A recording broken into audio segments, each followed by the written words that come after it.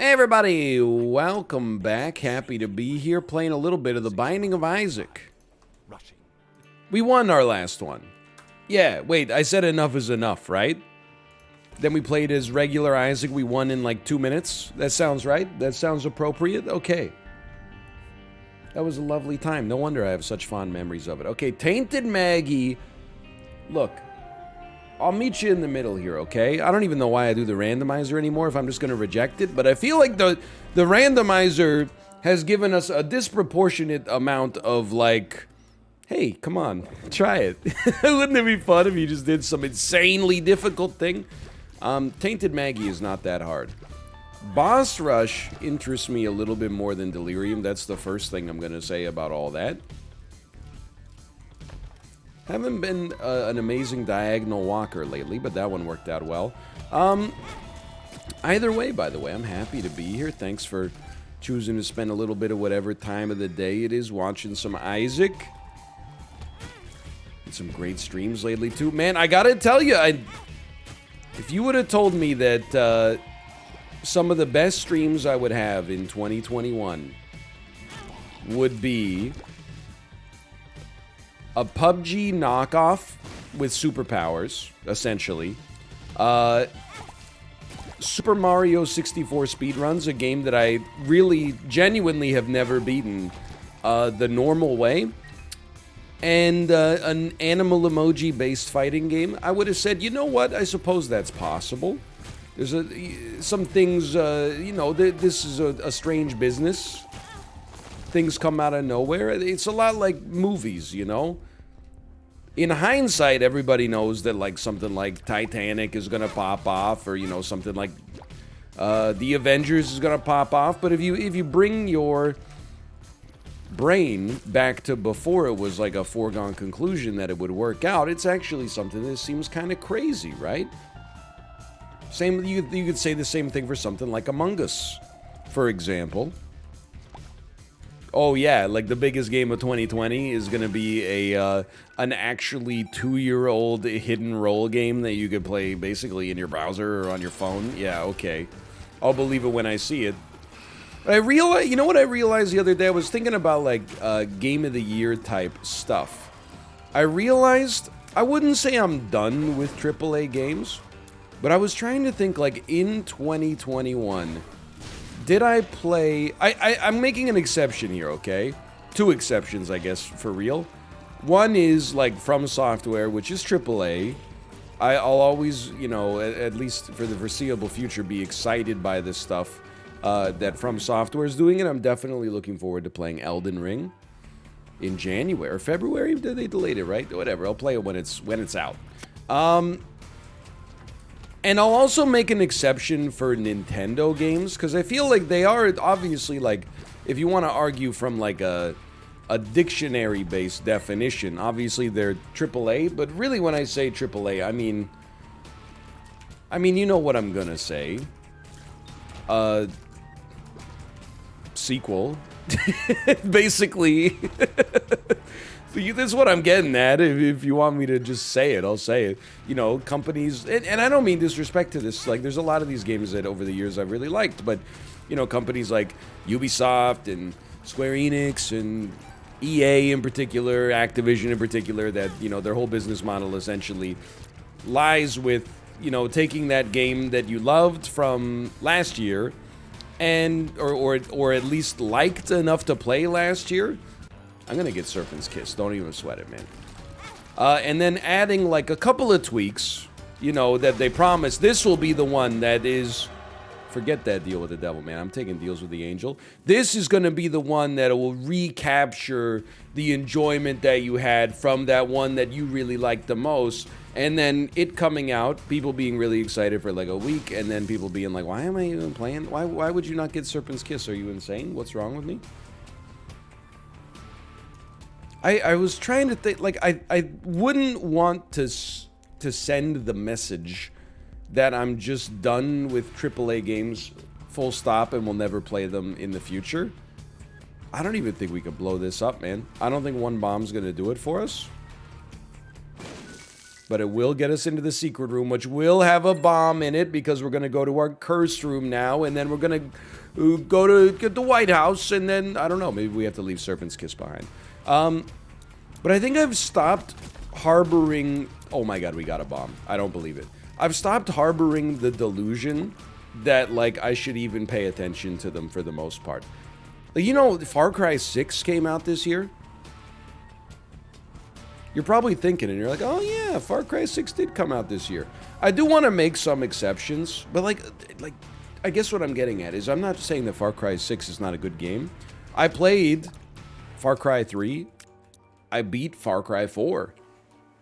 On the PS4. I don't know what I was thinking. Using a controller for a story-driven first-person shooter. I must have lost my mind, but I genuinely beat the game. And I played a little Far Cry 5, but it was really at Far Cry 5 where I was like, why am I playing this? But I do want to make exceptions, you know, because I am realizing that I'm not being fully fair.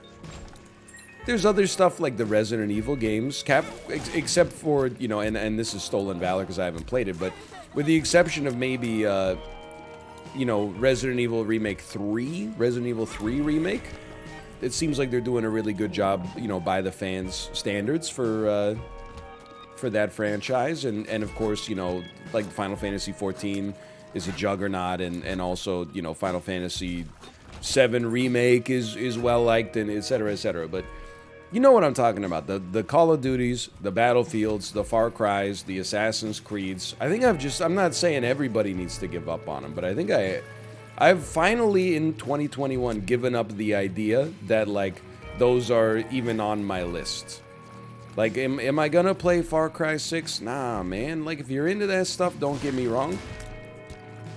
But I also, if I may be so bold, I kind of think this has gone from, like, a... Hey, let's go. From a hipster take, where it's like, oh, I only play indie stuff because it's indie, to the actual, like, majority take.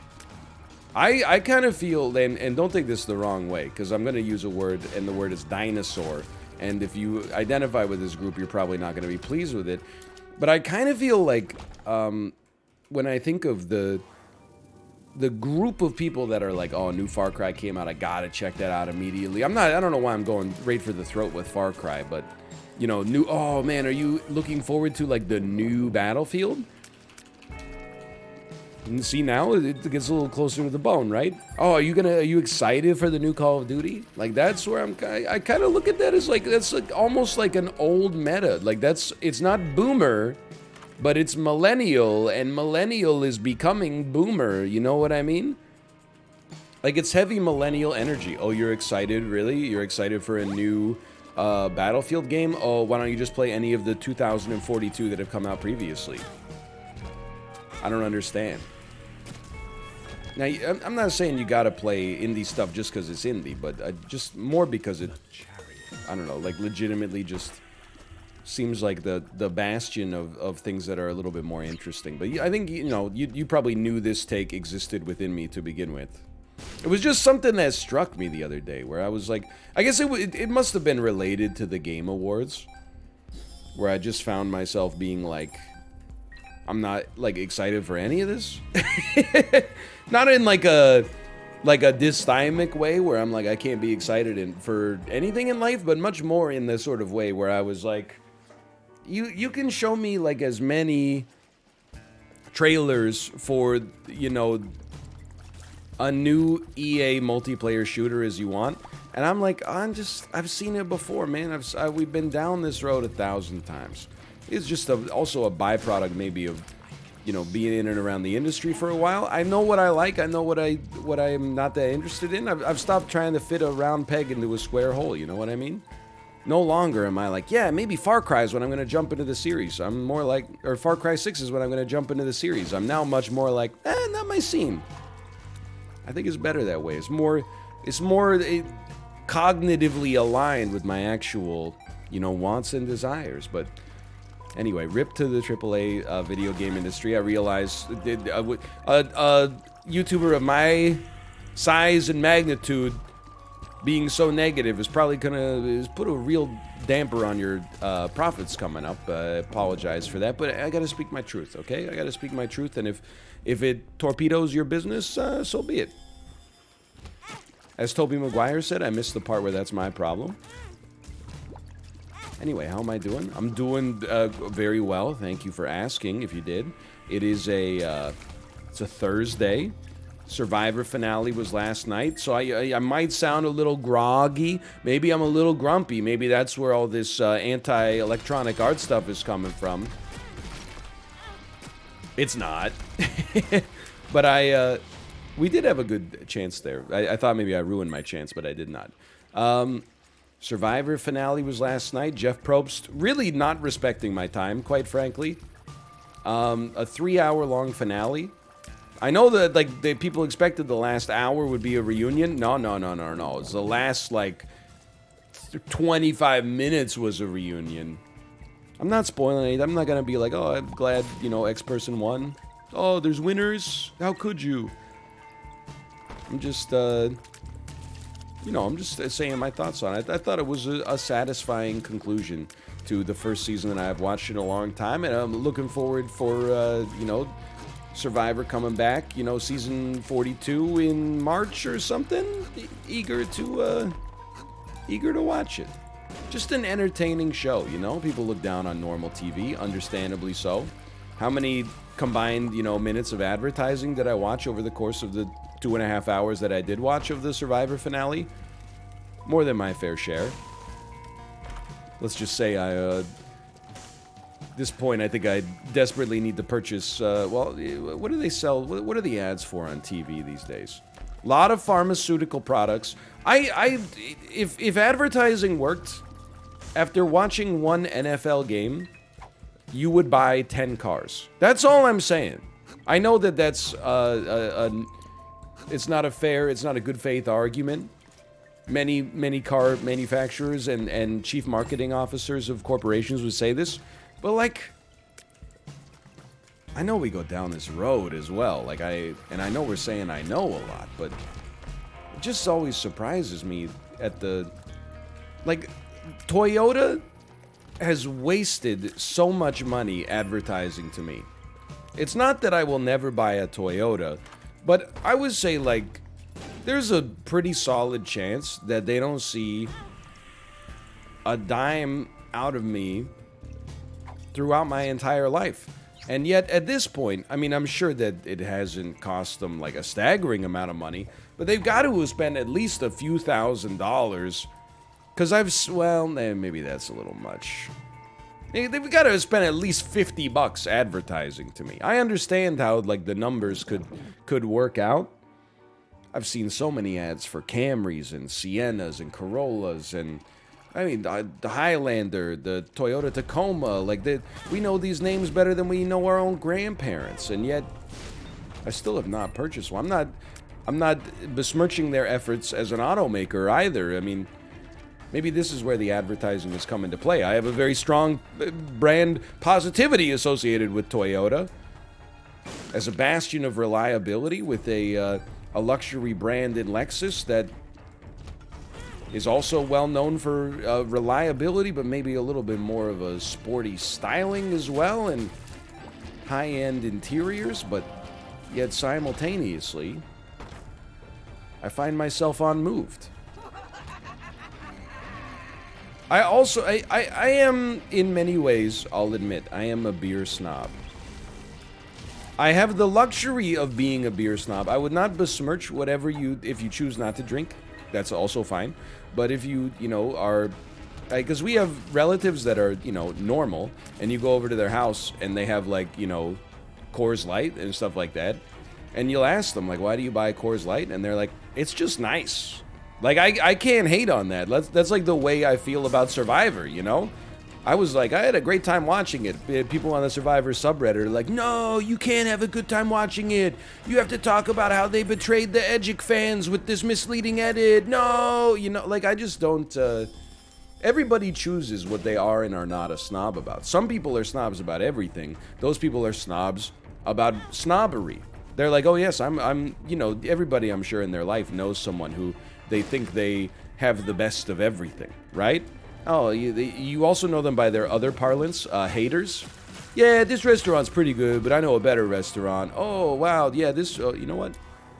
You know what? Give me that. I just like Shoop the Whoop. Wow, you know, like the lamb shank here is pretty good, but there's another place that I used to go to that has a lamb shank that's even better. Okay, well then why aren't we there? You know, I was the one who made the restaurant selection. At any point, you could have just spoken up and been like, "Hey, why aren't we eating at that place right now?" Then, oh, because it went out of business when you were 9 years old. Because maybe the lamb shank wasn't that good after all. Okay, that's all I wanted to know. It's all I wanted to know. But the thing that we actually cannot take that. I think the thing that is kind of crazy, I think of at least, when it comes to like the beer commercials. A lot of people might think that the only beer commercial, like beer snobs only get mad at the beers that are advertised because they're advertised. Like everybody was out here like, oh man, Michelob Ultra is so good, and then there was like an advertisement for it, and they're like, actually, I hate it. I'm here to tell you that's not the case, not even in the slightest. I've never seen. Oh, excuse me. Is there some activity outside of? No, it's just the sun moving. Okay, how about that? The sun in December? Is it my birthday? There must be like an immutable law of physics, is that like no good beer will ever be able to afford to do television advertisement. It's almost all like not good. Michelob Ultra is like I'll drink a Coors Light. I'm not gonna say no. Oh baby, why don't we give it a try? I'm not gonna say no to it in general. I'll drink a Coors Light, I'll drink a Bud Light Lime, or you know, a Corona or something like that. Like, I say I'm a snob, but I'm a snob like with my own purchasing power, not so much with, you know, what other people offer you. I'm always just impressed by the generosity. But Michelob Ultra, if you've never had it, the main appeal of it, and it's admirable in its own way, is that it's a low-carb beer. It's something like, you know, 60 calories a bottle, which, if you never looked up nutritional information on alcohol, might seem like a lot, but is actually quite low. Like, scientifically low. Like, they had to build it in a laboratory or something. But it is the foulest-tasting ethanol beverage I think I've ever had in my entire life. It's one of those I think if you were like a recovering alcoholic, it would be like a great stepping stone. Like if you're right now you're drinking like, you know, 12 Kokanee a night or something like that, why don't you try drinking 12 Michelob Ultra? I mean, I'm joking about something you shouldn't joke about, but there is also a part of me that's like, you know, for most people, I think they would get to like that third Michelob Ultra and be like, you know what? I think I'm switching to green tea. Like, it's that bad, and yet it's always advertised. And also back when, you know, I was a less discerning customer and was not so concerned with local property markets, you know, Kate and I would use Airbnb. Sometimes you would get to a place and the beer fridge would, or the fridge would have like, you know, a Costco white wine and then like some beer in it, and it was always Michelob Ultra, man. I don't know what to like. If Michelob Ultra like really vibes with like the Airbnb consumer base or something, but I'm telling you, like that is possibly the, like if I was drinking a water, if I'm at a barbecue, I was drinking a water or something like that, and you're like, hey, do you want a Coors Light? I'd be like, sure, why not? 'Tis the season, it's July 4th, sure, I'll have a Coors Light. If you were like, oh, sorry, we're out of Coors Light, all we have is Michelob Ultra, I don't want to make the host feel bad, but I think I might be, like, in the position to be like, oh, I'm good then. Like, I wouldn't be like, that's the word. Like, I'm not gonna, you know, try to shame them or anything like that. But I genuinely might be like, oh, that's okay, I'm all right then. But I think that then they would press the issue and they'd get an answer that they don't want. But that's okay. Again, I'd like to reiterate, if you If you're a Michelob Ultra drinker, I'm not in a position to be making enemies because you're probably in better shape than I am. It's the beer that's probably best for you, if I had to guess. But there is part of me as well is like, wouldn't you rather just drink like a, I don't know, like a White Claw or something? Aren't those hard seltzers that I've still not yet consumed in my life because I haven't actually socialized in an environment like that since I don't know, February 2019 or 2020, I should say. Long enough that I'm getting the years slightly mixed up. Okay, give me this anyway. I'll take a rune bag, man. And this is my design. But this is also my, like, one of, okay? So I'm not going to do Delirium and Boss Rush. I'll do either or. This is the either, not the or. I think that's fair. I think that's reasonable. I think that's understandable. I don't think there's any apology required. Anyway, so this episode has been brought to you by Michelob Ultra, one of the only low-carb beers on the market. It's true, I have never had a White Claw or a neutral vodka soda or a Truly, I think is another one. There's another, Vizzy is another one now, right? Like, the market just exploded. I do see cans of it in my parking garage from time to time, so it must be popular amongst a certain type of crowd. I completely forgot. I actually do have anecdotes. Oh my god. Like, anecdote, okay? So while I was watching Survivor last night, it was around like, 8 or 9 p.m. I'm not, it's closer to maybe like 9:30, 10. It's important to set the stage on this one. I'm not a get off my lawn sort of guy. I live in the city. There's shared public spaces, people are moving around. Like, I don't, like, hear a single noise outside of my house and go, like, hey, what are you doing over there? Get out of there. But there was, like, loud and somewhat, like, aggressive conversation for, like, 5 minutes. So I looked out my window, and there was, like, 3 younger guys, and they were on their hands and knees, like, rooting around in the bushes we got at the front of our house. And I was like, I don't think they're, like, stealing or anything. I think they're just hammered. It takes one to know one. I've been there in my younger days. It was like, I got the vibe, I picked up on the smell a little bit. So I watched them for, like, a couple of minutes just to see what was up. Then I had the great pleasure of going full boomer mode. It felt great, by the way. Well, I don't know why I wouldn't re-roll that now that I think about it, but I flipped on our patio light, walked out, and said, do you guys need help with anything? And all 3 of their heads snapped up like they had just seen a ghost, and they just didn't say anything for like 3 or 4 seconds. And then one of them was like, nah, man, sorry, dude, but like, we lost my phone. And then I said, you lost your phone in the bushes? How did that happen? And then they just sort of like awkwardly like looked around with each other, and they were like, oh, we were kind of like fighting.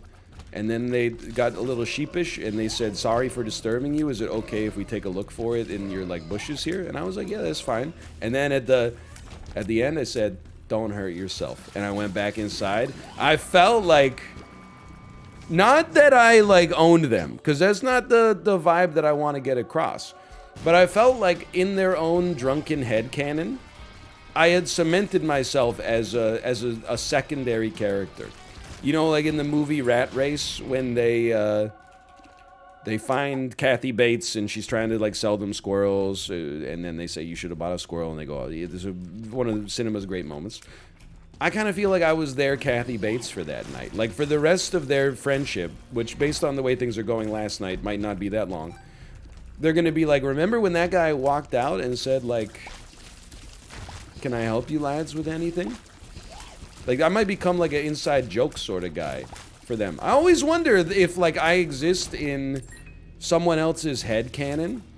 Like, you have minor celebrities in your life, kind of. Let me give you an example. Like, me and my family, the town where we grew up, there was a guy who we would see around town who looked almost exactly like one of my uncles.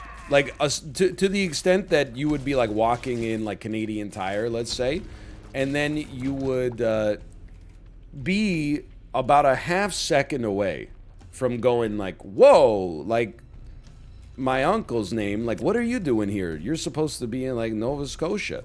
That guy is, like, he's family canon to us, but he has no idea that we even exist.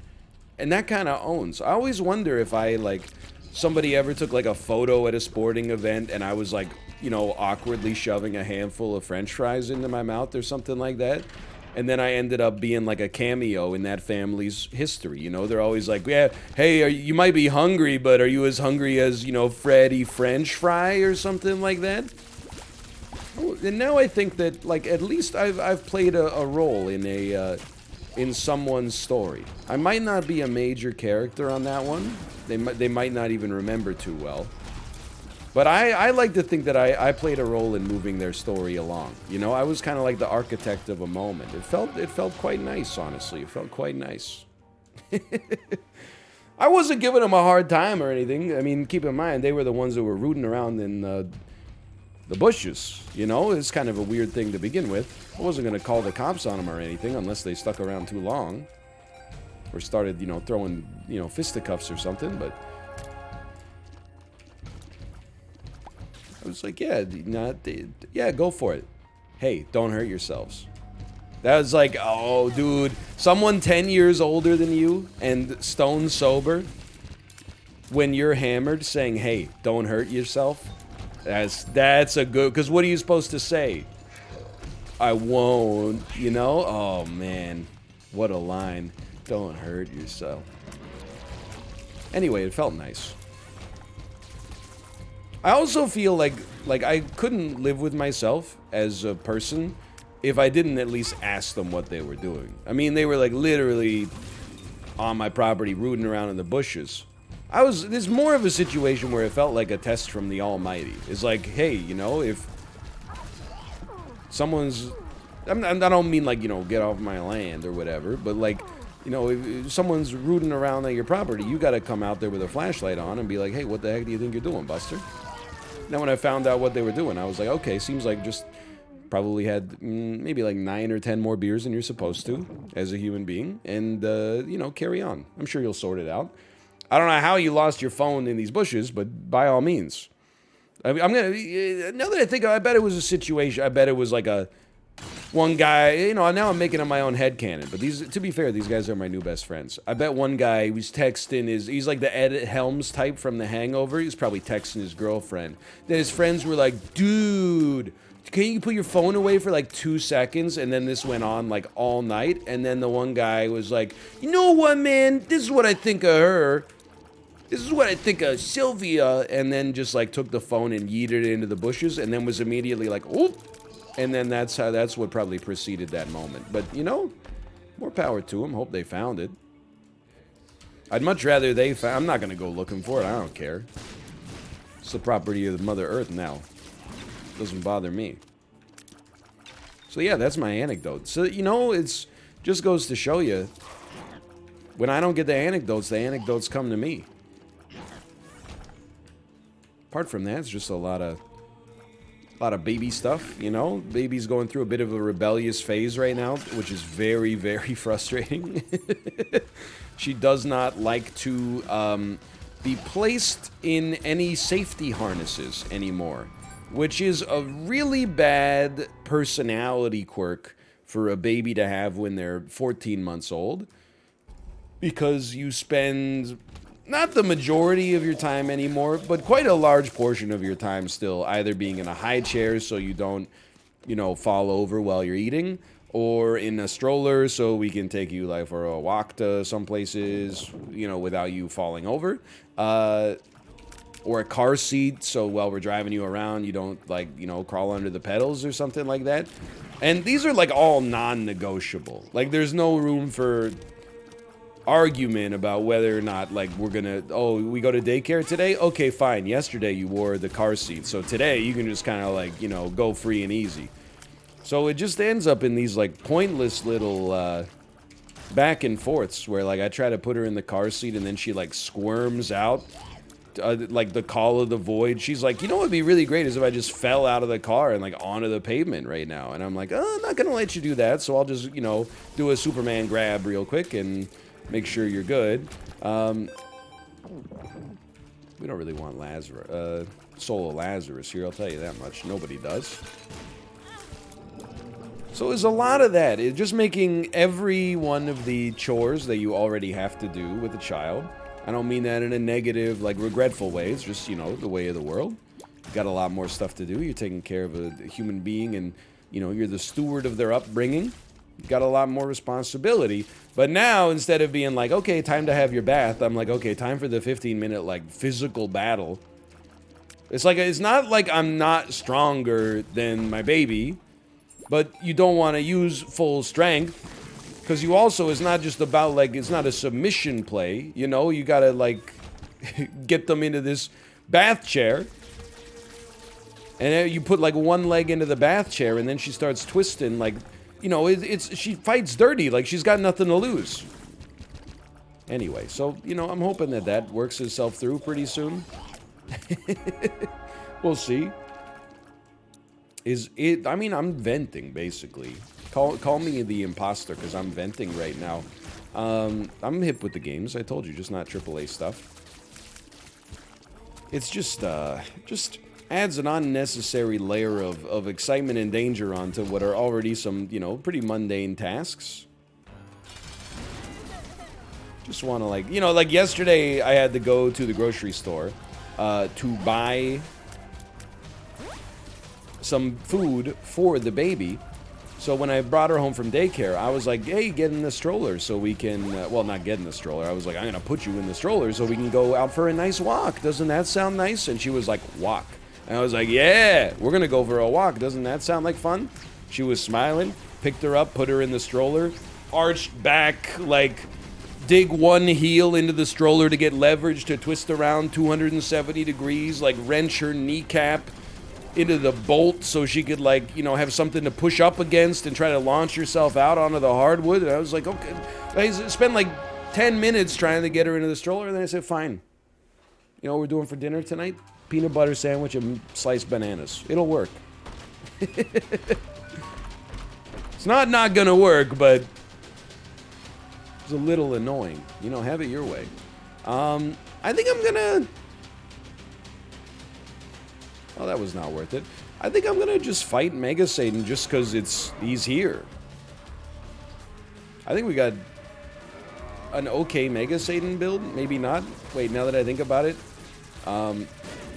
feel like you're much better off doing many, many rooms as Tainted Maggie. Also realizing that I have Loki's horns, $3 bill, which presents us with a slight issue. Well, here's something you have my word on. I acknowledge this one's my bad if it all goes wrong. We do also have a lot of advantages. Like, I'm not mad about $3 bill. It's going to make our bombs, you know, better, for one. I'm a little mad about Loki's horns. Oh, that's right. As we kill enemies, we'll get more HP as well. We also have, like, pretty good damage output as a result of all of this. What happened to my shot speed, man? That would have been a nice one to hit, but alas, you can't always control that. I mean, realistically, this is probably fine. Especially you're gonna give me, like, infinite HP. Thank you. Not infinite, but back to full, at least. Just make sure... Does every enemy on this fight leave creep?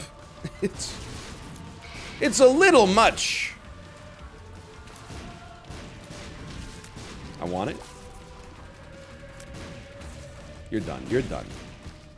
Okay, I actually think we have a pretty good suite of items for making this happen. It's not so bad.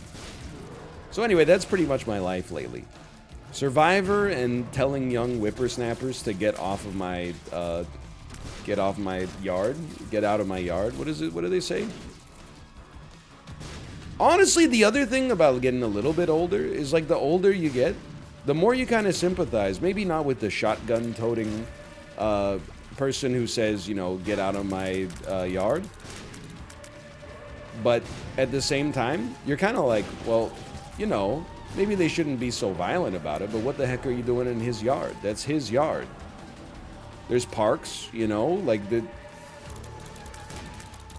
there's all sorts of places. You could go to a Top Golf. Why are you staging your shenanigans like on my private domicile where I have a right to quiet enjoyment? You can be like, okay, boomer all you want. I'm just saying, like, you know, what makes your life so boring that you've got to add trespassing as a crime in order to spice it up? Like, why don't you just try, I don't know, like getting into hot sauce or something like that, like a normal person? Or, you know, like no lifing an MMO. Okay, I'm possibly going to die. I can dodge this. I can break these cuffs. You can't break those cuffs.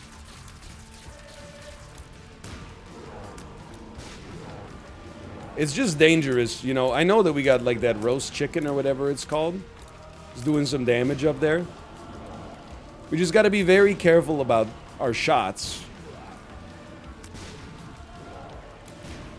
This thing's like freaking undodgeable. Yep, okay.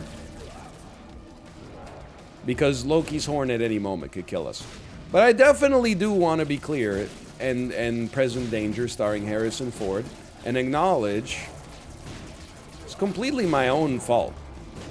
We shouldn't have fought Mega Satan. There's a gap. Shouldn't have fought Mega Satan in the first place.